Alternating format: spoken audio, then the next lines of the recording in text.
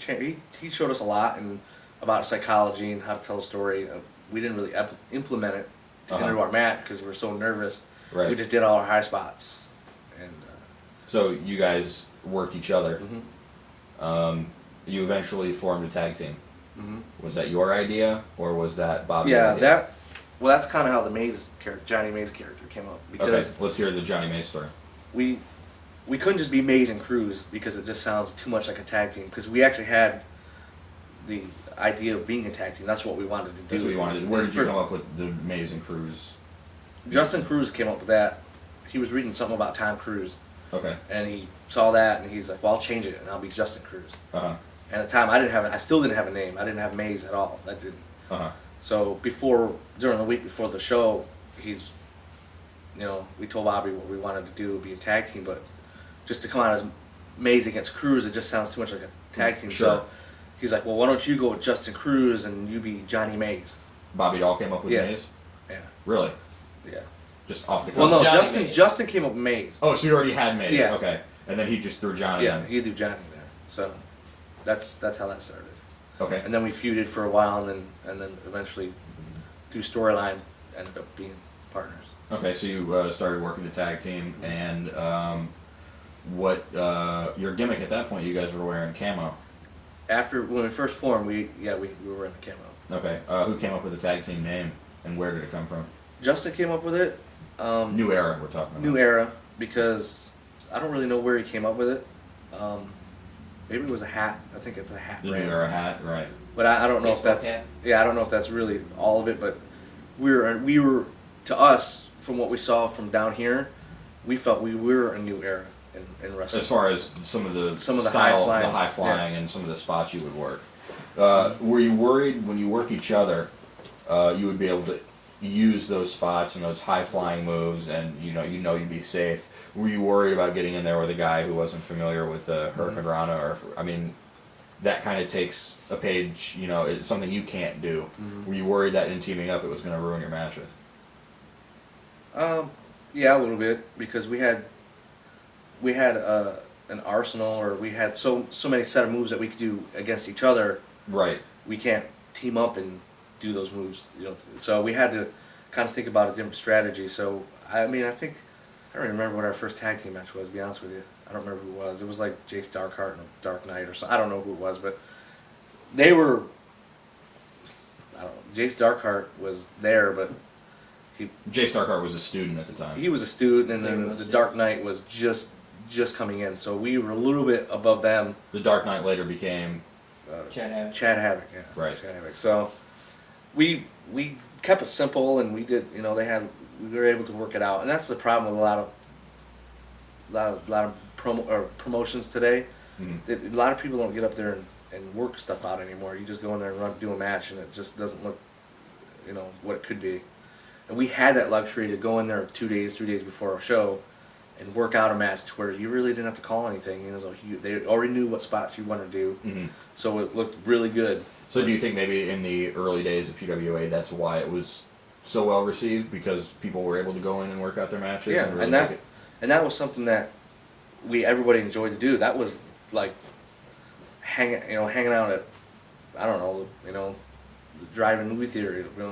It's like that's where we wanted to be every night. So when you had off time, you were hanging out training, Yeah, not because you had to, you felt obligated to, but it was fun for you. yeah, it was fun. Okay. Once we got to know everybody, and everybody was real cool, and It was the clubhouse. yeah, and they, people liked our sense of humor, I think. At that point, how far did you want to go, and how far did you honestly see yourself going, as far as making it to the next level, making a living out of it, being a champion on a local level, being a champion on a national level? Honestly, I never thought about being a champion locally. And I had all the aspirations and dreams of going to the WWE or WCW at the time. And ECW was also... Even ECW. To be honest with you, though, ECW kind of seemed a little too much for me. Really? I mean, I liked the wrestling style, but at the same time, they did a lot of hardcore shit that I didn't really care about at the time. Was that something, do you not like that style of wrestling, or is it just not for you? It's not for me. To perform it or to watch it? Both. Really? Yeah, it just doesn't do it for me. Uh-huh. So, where did you see yourself ultimately ending up? Well, we actually did I was hoping to get to the WWE. That was what I'd hoped, because we actually did a promo video for Tough Enough, Okay. but Bobby never sent it in. So Right. we were trying to at least go that avenue. We couldn't Uh-huh. just get signed anyways. At that point, Danny Rowland was brought in a few months after PWA had started, and he and Bobby Dahl reformed the Black Sheep, which was regionally a very well received tag team, and they needed a tag team to feud with, and the newly formed New Era seemed like the team. What do you think about that feud, and what would you have changed about it, or did you like it, or would you have kept it the same? I liked everything about it. It just gave us the kind of momentum we needed to be an upper level tag team, and it was a good feud. We learned a lot from Bobby and Danny, you know, for tag team wise, and it was just it was a good time. Were they good to work? I think yeah, they were, but I think they, you know, because we were green at the time, they really didn't give us a whole lot at times to shine. You know, they kind of gave us a little bit, and then they took over, which it happens. Right. You actually had a ladder match, Yeah, which you guys did you win? we did win that. You- That was that's the first time we won the belts. Right. Tell us about that. It was I don't remember all the angles to it, but we ended up in the belt suspended. Okay. Above whatever, and it was a ladder match. And it was really the first time that we've done anything like actual, legitimate hardcore. hmm And it was different, because really the psychology is not there, so you have to kind of do it differently. It's just kind of, you go do this, you go do that, and then, you know, switch back and forth when you can. And it was fun. Was that the first time you got color? Yeah. What did you think of it? I didn't even do it. The first time you bled, Yeah. were you scared? I was nervous because I was the one doing it, so I didn't know how deep it was gonna. Bobby did it for me. How deep it was gonna go, or how bad it was gonna hurt, or Uh huh. so. And he did it in a way that the way I do it now, that's not how I do it. So Uh-huh. he just went like that, and I think I remember one time I said that's enough. I'm like, Uh-huh. okay, you know. So I don't remember how good it got, how much color I got. What did you think when you won the titles?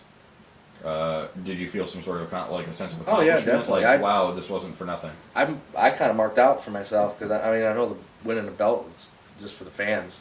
It doesn't mean shit. Well, you want to put the belt on a guy who you think Yeah, represents the well, company well. exactly, and it was. I loved it, and especially when we didn't know everybody would come out there and raise us up and stuff. So Right. that was And the house at that point was about 125. yeah, Was that cool for you to be? I mean, people who were paying money yeah, to watch you. yeah. It was awesome, you know. And Bob Liddell would do these little things with PWA's most popular wrestler, and they had a poll online. Bob Liddell. The penny jar. The penny And- jar Yeah, thing. you won the penny jar. and I won it. He's the webmaster of Yeah. GulfCoastWrestling.com, .com, yeah. and he's involved in all the shows locally. Yeah. A big fan, and he was there at the beginnings of the PWA and through most of it. He's one of the biggest supporters. Yep. And he had a contest. He had a contest to vote for your most popular wrestler, favorite wrestler, and Uh-huh. they'd have the you can vote online, and I won a plaque, which actually turned into an angle at the time. Right. Justin hit me over the head with it. Uh-huh. I think it was just I don't think it was online at that time. It was the penny. He had a jar and Was it? it was a penny a vote, I think. Oh or yeah, something you're right. like It that. was. But he had that on there too. Right.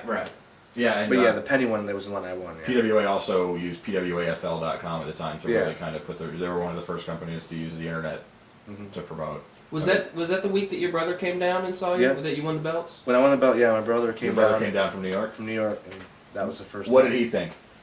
He loved it. He was, From watching you mess around in Justin's barn to, people paying and cheering. yeah, he was proud of me. Matter of fact, it was kind of a joke, because when we won him, we went around and I actually passed by him, Mm-hmm. and Justin hugged him. So I was the one that didn't hug.